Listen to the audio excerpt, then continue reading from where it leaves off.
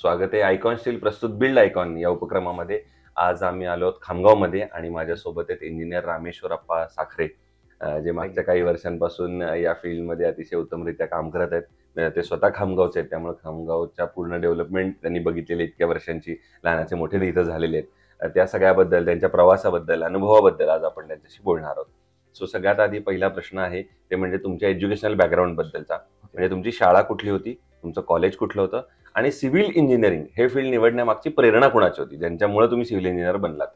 बरोबर. सुरुवातच माझं जे प्राथमिक शिक्षण वगैरे झालं ते प्राथमिक गव्हर्नमेंट स्कूलमधूनच झालेलं आहे. प्राथमिक नगर परिषद शाळेमधून. ओके. त्यानंतर हायस्कूलला मी अर्जन खिमजी नॅशनल हायस्कूलमधून आलोय. तर तिथे माझं 10th पर्यंतचं एक शिक्षण वगैरे झालं आणि 10वी मध्ये जातानाच माझ्या घरामध्ये एक भाडेकरू वगैरे राहत होता. त्यांनी सिव्हिल वगैरे घेतलं. तर तो जेव्हा त्या डिझाईन्स वगैरे काढायच्या तर त्यावेळी मला ते बऱ्याचदा आवडायचं. तर त्यामुळं मग मी म्हणजे 10वी नंतर इमिजिएट मला सिव्हिलमध्येच यायचं होतं. त्यामुळे मी काही 11वी-12वी करत बसलो नाही. इमिजिएट मी डिप्लोमाला वगैरे ऍडमिशन घेतली आणि त्यानंतर मग किंवा सिव्हिलच करायचं याबद्दलचा स्कोप माझा फायनल होता. त्यामुळे तुम्ही या फील्डमध्ये आलात. हो. बरं, ठीक आहे. आता सिव्हिल इंजिनिअरिंगशी रिलेटेड काही प्रश्नांकडे येऊया. त्यातला पहिला प्रश्न आहे म्हणजे तुम्ही आता इथं 10 वर्षांपेक्षा जास्त काम केलेलं आहे सिव्हिल इंजिनिअरिंग या लाईनमध्ये. तर अकुशल कामगारांचं प्रमाण या क्षेत्रात फार मोठं आहे आणि बेसिकली या खामगाव आपल्या बेल्टमध्ये. तर अकुशल कामगारांकडून काम करून घेणं हे कितपत धोकादायक आहे असं तुम्हाला वाटतं आणि तुम्ही या परिस्थितीकडे कसे हाताळता? बऱ्याच गोष्टी आहेत. म्हणजे अकुशल कामगार, अनस्किल्ड लेबर हे जे झालेत तर ते काय प्रॉपर लाईन लेवल वगैरे या गोष्टी काही मेंटेन वगैरे नाही करू शकत. आणि त्याच्यानंतरही काय जर का पाहिजे जे प्रपोर्शन किंवा परफेक्शन यामध्ये आलं नाही तर बऱ्याचदा म्हणजे कॉलमचं लोड सेटलमेंट वगैरे किंवा बीमचं लोड सेटलमेंट या गोष्टी व्हायचे मॅक्झिमम चान्सेस वगैरे राहतात. तर प्रॉपर त्या गोष्टीसाठी स्किल लेबर असणं तेवढंच महत्वाचं आहे. बरोबर. या क्षेत्रात तुम्ही तंत्रज्ञान सुद्धा बदलताना बघितलेलं आहे. तर आता तंत्रज्ञानाचा तुम्हाला कसा फायदा होतो आणि आता असं वाटतं का की अजून काहीतरी मला शिकलं पाहिजे, एखादा कोर्स केला पाहिजे वगैरे? तशा तर बऱ्याच गोष्टी आहेत, पण काही गोष्टींसाठी वेळ वगैरे नसल्यामुळं आहे तेवढ्या वेळातून शिकायचा वगैरे चांगलाच प्रयत्न करतो. बेसिक जर का नवीन टेक्निकल किंवा तंत्रज्ञान वगैरे चेंज म्हणजे आत्मसात करायचं म्हटले तर बेसिक गोष्टीमध्ये मी फक्त एक रेन वॉटर हार्वेस्टिंग मधून सांगायचा प्रयत्न करतो. म्हणजे त्यामध्ये कसं की जसं पाण्याचा एक उपयोगही चांगला होऊ शकतो आणि त्यामध्ये जसं पाणी वगैरे साठवणूक वगैरे वेस्टेज वगैरे कमी जातात. त्यामुळे ते तुम्ही टेक्नॉलॉजी वापरता. दुसरा, रेसिडेन्शियल मध्ये तुम्ही काम करताय म्हणून एक प्रश्न विचारायचा ते म्हणजे बऱ्याचदा कस्टमरचं असं म्हणणं असतं की माझं बजेट थोडं कमी आहे आणि आम्हाला एवढ्याच बजेटमध्ये घर बनवून द्या, बसवून द्या. तर अशा वेळेला तुम्ही क्वालिटी आणि बजेट या दोन्हीची सांगड कशी काय घालता? तेही बरोबर आहे. आता तुम्ही बजेट सांगितल्यानंतरही सगळ्यात शेवटी मधलं क्वालिटी आणि बजेट हे समोरच्यावरती डिपेंड करतो. तो बजेट या शब्दाला कोणत्या अर्थाने घेतो किंवा जसं बजेट म्हटलं म्हणजे समोरच्याच्या मनामध्ये फक्त पैसा ही एकच गोष्ट नाही आली पाहिजे. बजेट या गोष्टीला एक्सप्लेन करण्यामागचं उदाहरण असं की त्यांची क्वालिटी प्लस त्यांचं मनी कंट्रोल या दोन्ही गोष्टी आत्मसात झाल्या पाहिजेत. तर त्यामध्येही कुठलीही गोष्ट अननेसेसरी कमी करून त्याचे पैसे कमी करा ही गोष्ट टोटल चुकीची आहे. खामगावमध्ये बरेच जण या गोष्टींकडे चालतात.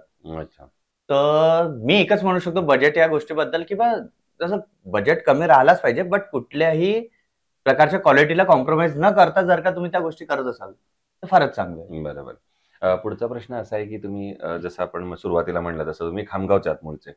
तुम्ही खामगाव सुद्धा बघितलेलं आहे, बुलढाणा जिल्हा बघितलेला आहे ओव्हरऑल लहानपणापासून, आणि आता एक इंजिनियर पण आहात आणि तरुण आहात. या सगळ्याच्यातनं मला एक तुमच्याकडनं उत्तर असं अपेक्षित आहे की बुलढाणा जिल्ह्याच्या विकासाचं व्हिजन असं जर तुम्हाला विचारलं तर पुढच्या 15-20 वर्षात कुठल्या मुद्द्यांवर काम करणं गरजेचं आहे, कुठल्या क्षेत्रांवर काम करणं महत्वाचं आहे जर बुलढाणा जिल्ह्याचा आपल्याला सर्वांगीण विकास साधायचा असेल तर? बरोबर, तो खूपच महत्वाचा आहे एक बुलढाणा जिल्ह्यासाठी. पण त्यामध्ये सगळ्यात महत्वाचं एक म्हणजे ट्रॅफिक मॅनेजमेंट हे सगळ्यात महत्वाचं आहे. आणि जोपर्यंत ट्रॅफिक मॅनेजमेंट क्लिअर होऊ शकत नाही तोपर्यंत बऱ्याच गोष्टी इथं त्या बाबतीत यायच्याही बाकी आहेत. आणि एज्युकेशनल बाबतीत थोडा मागे आहे असं मला वाटतंय बुलढाणा प्रॉपर. तर एज्युकेशन सिस्टीम त्या बाबतीत थोडी वाढलीही पाहिजे. अच्छा. पण या सगळ्यामध्ये मग तुम्हाला शासन कसं मदत करू शकेल असं तुम्हाला वाटतं? एज्युकेशन आणि ट्रॅफिक या 2 विषयावर शासनाकडनं काय अपेक्षा आहेत तुमच्या? शासनाकडून एकच गोष्ट की जसं एज्युकेशनच्या बाबतीत थोडा भर दिला गेला पाहिजे आणि ट्रॅफिकमध्ये हे जे अननेसेसरी फुटपाथ वरती लोक दुकान वगैरे लावून बसतात, त्यामुळे ट्रॅफिकच्या बाबतीत बऱ्याच आम्हाला अडचणी होतात. तर त्याही गोष्टी त्या शासनाने वगैरे क्लिअर केल्या पाहिजे. दुसरं, आता इतक्या वर्षांमध्ये एखादा आयकॉनिक प्रोजेक्ट आठवते का की जो करताना एक वेगळं समाधान किंवा आनंद होता? माझा रिसेंट मध्ये एक चालू आहे, म्हणजे त्याबद्दल विशाल ठाकूर म्हणून सर आहेत खामगावचेच. त्यांचा बऱ्यापैकी मोठा प्रोजेक्ट चालू आहे. G+1 बिल्डिंग आहे, 2000 स्क्वेअर फीटचा प्लॉट आहे त्याच्यात. त्यांना नवीन, म्हणजे मी पुण्यामध्ये जिथे जॉब करतो तो सुराणा बोथरा असोसिएट्स यांच्याकडे, तर तिथं मला आयलँड किचनची एक कॉन्सेप्ट खूप छान वाटली. तर मी तीच उपयोगात इथे घेतलेली आहे. Island kitchen in the sense की हॉल, किचन, डायनिंग यामध्ये पार्टिशन असं काहीच नाही. फक्त एक छोटी हाफ साईजची भिंत वगैरे असते आणि त्यालाच एक आयलँड प्लॅटफॉर्म वगैरे म्हणून ते सर्विंग प्लॅटफॉर्म वगैरे आम्ही हे केलेलं आहे. बरोबर, अशी तुम्ही केली. आता या फील्डमध्ये जी नवीन ज्युनियर्स येतात, नवीन तरुण मुलं येतात, तर त्यांना तुम्ही काय सल्ला द्याल या फील्डमध्ये येण्यापूर्वी?